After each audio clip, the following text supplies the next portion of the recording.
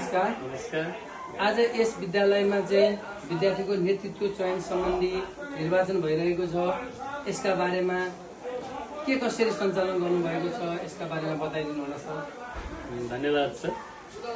खास गरी कक्षा 10 को सामाजिक विषयमा विद्यार्थीहरूलाई यो निर्वाचन सम्बन्धी को क्रियाकलापको विषयमा अध्यापन गराउनु पर्ने हुन्छ र सामाजिक शिक्षकले यसलाई चाहिँ एउटा नमुना मतदानको रूपमा अभ्यास गराउने सिलसिलामा आज मिति 2083 असारको 19 गते विद्यालयमा एउटा नमुना मतदान अभ्यास सँगसँगै विद्यार्थीहरूको नेतृत्व चयन, खास गरी विद्यालयको क्याप्टेन र भाइस क्याप्टेन र 4वटा सदन को क्याप्टेन र उपक्याप्टेन गरेर यो चुनावबाट हामी निर्वाचन विद्यार्थीहरूले नै मतदान गर्ने, विद्यार्थीहरू निर्वाचन मैदानमा उनीहरूले हिजो अस्तिदेखि नै एउटा निर्वाचनका एउटा मतदाता नावली प्रकाशन गर्नेदेखि उम्मेदवारी दरखास्त दिनेदेखि लिएर प्रचार प्रसार, मौन अवधि, निर्वाचन आचार संहिताका सम्पूर्ण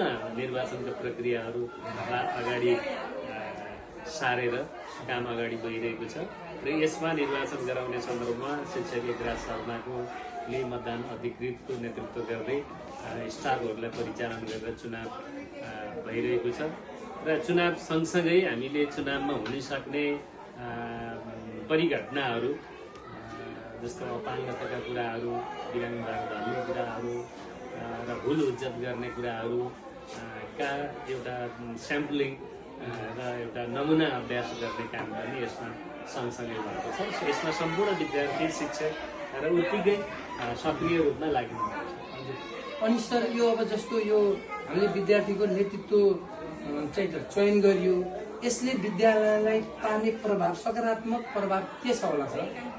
होइन, यसमा अब विद्यार्थीले आफ्नो हाउसको नेतृत्व गर्दै गर्दा अथवा विद्यालयकै नेतृत्व गर्दै गर्दा भोलि बिहान विद्यार्थीहरूले आफ्नो अतिरिक्त क्रियाकलाप सञ्चालन गर्ने सन्दर्भमा र विद्यालयको सरसफाइका कुराहरू अथवा विद्यालयका विभिन्न उत्सवहरू सञ्चालन गर्ने क्रममा विद्यार्थीहरूलाई परिचालन गर्न र उनीहरू आफै परिचालित हुने, उनीहरू मार्फत कार्यक्रम गर्न चाहिँ सहज हुन्छ भन्ने लाग्छ। अनि सर, के छ विद्यार्थीहरूले 100% विद्यार्थीहरूको उपस्थितिमा निर्वाचन भयो कि के देख्नुभयो तपाईँले? सरसाथै हाम्रो 90 भन्दा बढी, 95% भन्दा बढी चाहिँ मतदान भएको अवस्था छ, निर्वाचन भइरहेको अवस्था छ र अनि मतदानमा चाहिँ झै झगडा हुँदा केही त्यस्तो देख्नुभयो कि आउनुभयो? सामान्य छिटपुट भएको थियो, त्यसलाई चाहिँ निर्वाचन अधिकृतले समयमै समाधान गर्नुभएको छ। हस् सर, जानकारी दिनुभयो, यसको लागि धन्यवाद।